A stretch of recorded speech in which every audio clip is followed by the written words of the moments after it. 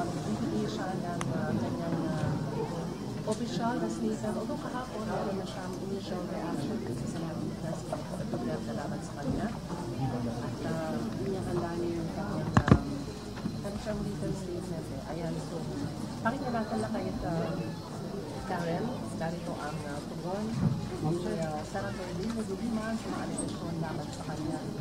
Pangulong Rodrigo Duterte na umawag na sa personal matter. Si Senator Lino Duliman.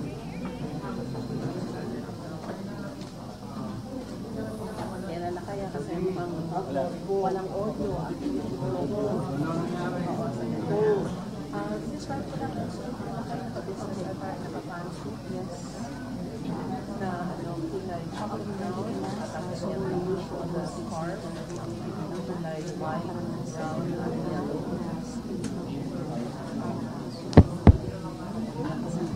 Facial expression. At tingnan nga namin kung medyo bugto ka ang stamp.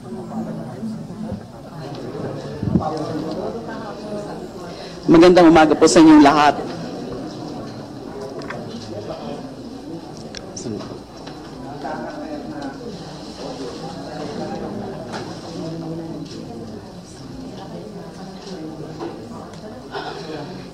Bago ko po basahin itong mensahe ko, gusto ko lang po sa inyong ipaalam na hanggang kaninang madaling araw po ay hindi ko po alam kung itutuloy ko po itong pagharap sa inyo.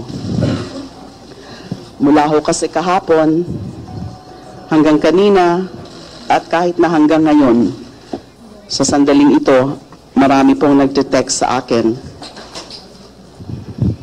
Sinasabi yung kanilang suporta.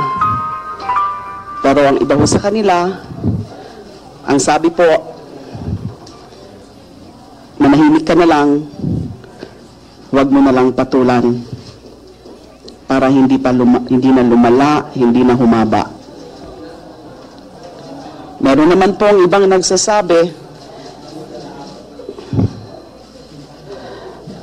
na lumaban ka. Pagtanggal mo sarili mo. Hindi po ako lalaban. Hindi ko po kayang labanan ang Pangulo. Unang-una, hindi ko na ho alam kung anong kasalanan ko sa kanya. Pero napag-isipan ko po na ano pa kaya ang mas lalala sa ginagawa na nila sa akin ngayon. Na sinisira nila ang aking dangal at linalapastangan nila ang aking pagkababae. Meron pa kayang lalala dyan? Malinaw naman po sa ating lahat ng mga disenteng tao na ang pagsisira sa dangal mo at sa magandang pangalan mo ay higit na mas malala sa pagsira sa buhay mo. At naisip ko rin po na kaysa naman iisa-isahin ko kayong harapin dahil nga my phone lines since yesterday have been really burning. Lahat ho ata kayo gustong mapakinggan ang reaction ko. Kaya minarapat ko na lang na humarap na lang sa inyo sa pamamagitan ng isang mensahe. At ito na po yun.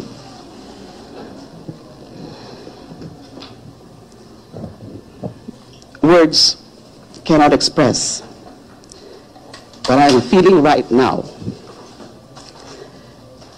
I guess no one can, because no one has ever been attacked in such a manner by no less than the highest official of the land until now. How does one defend oneself when the attacker is immune from suit and has all the backing of executive power to support him in his personal attack?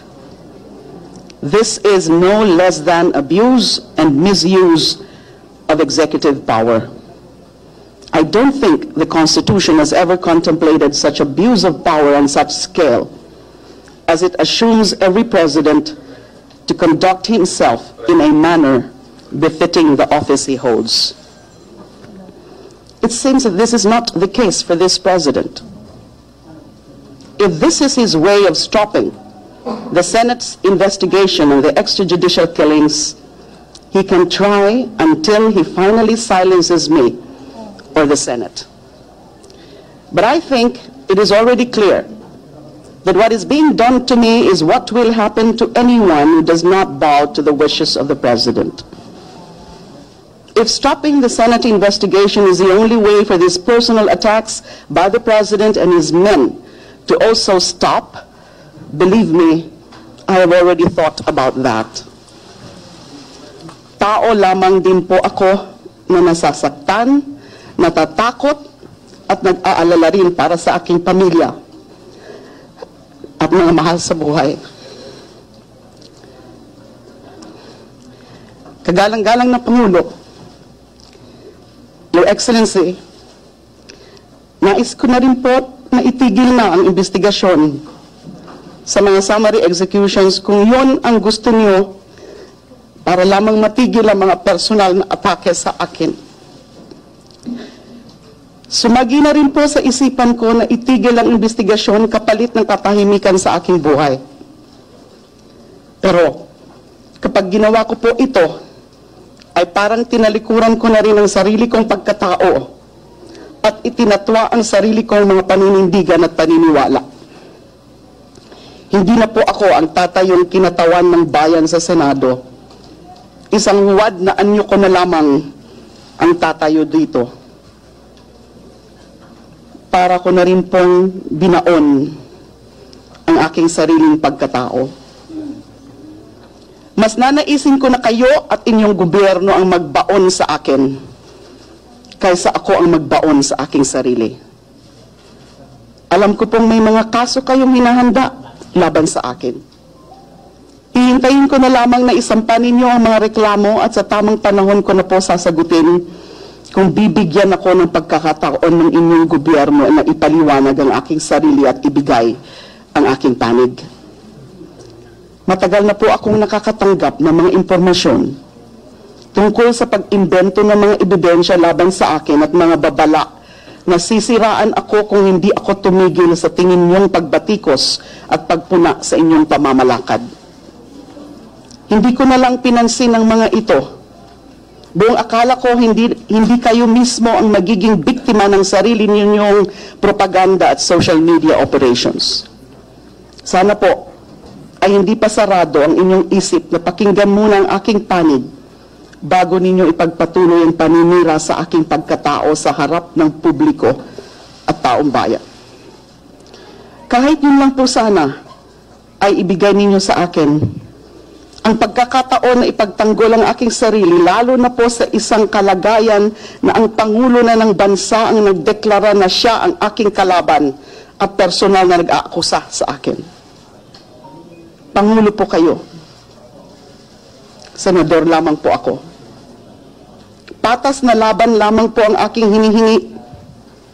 Sana ay ibigay ninyo sa akin ang ibinigay na rin naman ng batas at konstitusyon sa kahit na kaninong naaakusahan sa ilalim ng ating sistemang pangligal. Kung ang pag-atake sa akin ay gagawin sa pamamagitan ng pag-atake rin sa mga dati kong kasama sa trabaho o maging sa aking sariling pamilya, sana ay huwag na ninyo silang idamay. If you are bent in destroying me, Mr. President, please have the decency to spare my colleagues, friends, and family. Wala po silang kasalanan sa inyo. Sa kabila nito, makakaasa po kayo na magiging patas at makatwiran ang aming gagawing investigasyon sa mga nagaganap na mga pagpatay sa inyong giyera laban sa droga. Nanaisin namin na ang kakahantungan nito ay ang pagsisiwalat ng katotohanan sa mga nagaganap na karahasan at pagkitil ng buhay mula nang naumpisahan ang inyong laban sa droga. Sisiguraduhin namin na ang magiging resulta nito ay pagpapalakas ng batas para sa pagsugpo ng kriminalidad na hindi na isasantabi ang karapatang pantao ng mga napaghihinalaan man o ng mga inosente nating kababayan. Tama na po ang pananakot at panghihiya. Bumalik na po tayo sa kaayusan na dulot ng pag-iiral ng batas at simpleng respeto sa kapwa-tao. I have always been loyal to my oath as a public servant. I am not the enemy here. Stop portraying me as one. I ask the nation to continue praying with me, for the President, and for the country. Maraming salamat po.